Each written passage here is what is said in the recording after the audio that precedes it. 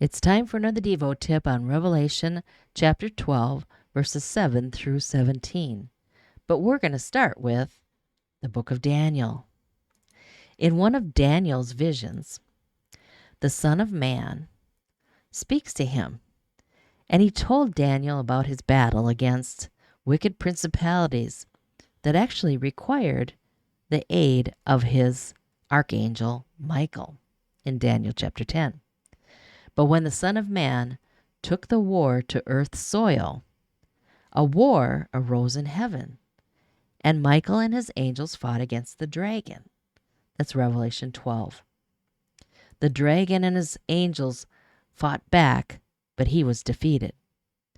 Christ's triumph at the cross ensured Michael's victory in heaven.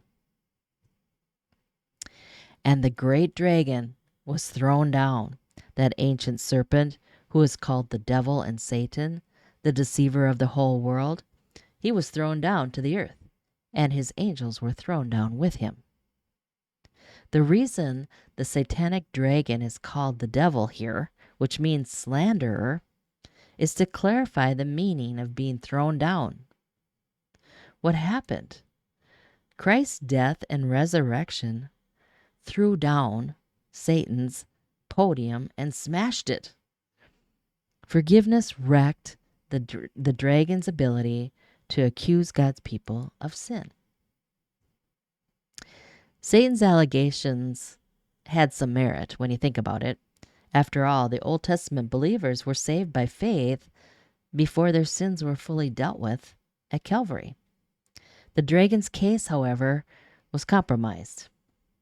He's the one who tempts people to sin in the first place. Think about it. He deceives the whole world, and then he has the audacity to accuse them day and night? What a jerk.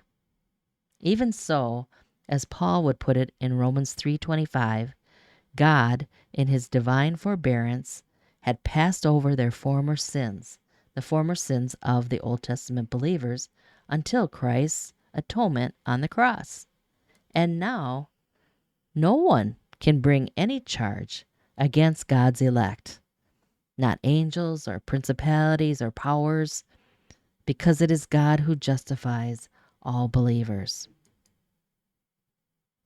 Revelation 12:10 says, "Now the salvation and the power and the kingdom of our God and the authority of his Christ has come, for the accuser of our brothers has been thrown down, who accuses them day and night before our God."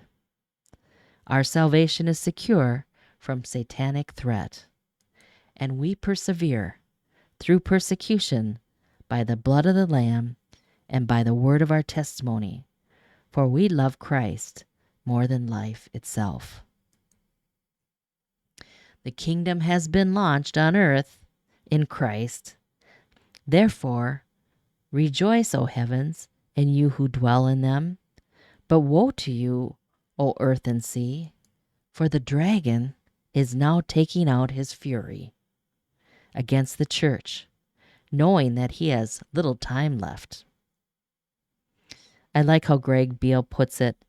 He's my former professor from Gordon Conwell years ago. He says the suffering of the Christians is a sign not of Satan's victory, but of the saints' victory over Satan, because of their belief in the triumph of the cross, with which their suffering identifies them. It's beautiful. So instead of horses, the persecution of the church is described here in Revelation as being spewed out of Satan's mouth like a river to sweep her away like a flood. This figurative flood of words aims to eliminate Christianity from the planet. Wave after wave of false teaching pound and corrode the church to this day. But God will protect us in this war of words, and we must not lose our voice. I rather think Satan's best marketing ploy is just be nice. In other words, don't share the gospel. Yet, to go and make disciples of all nations requires words. In fact, it pleased God through the folly of what we preach to save those who believe. 1 Corinthians 1:21. What really drives an enraged dragon absolutely batty, do you know? It's when the church embodies the commandments of God and verbally maintains its testimony about Jesus.